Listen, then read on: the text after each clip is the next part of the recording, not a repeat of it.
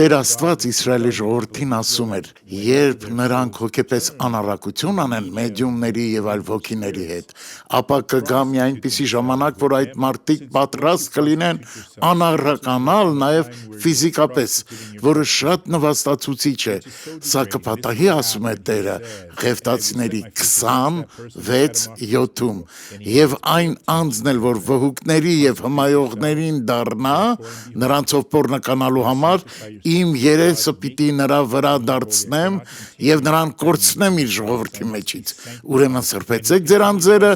սուրբ եղեք, ընդ որում ես եմ Եհովան ձեր Աստվածը։ Դուք պետք է մաքրեք ձեզ գայթակղիչ մտքերից, ասեք. Աստված սուրբ դարձրու ինձ, ես չեմ կարող շարունակել այս կեղտոտ մտքերը ունենալ։ Նա ասում է, քանզի ես եմ Տերը, քո Աստվածը, ես կօգնեմ քեզ սրբագործվել։ Աղոթենք.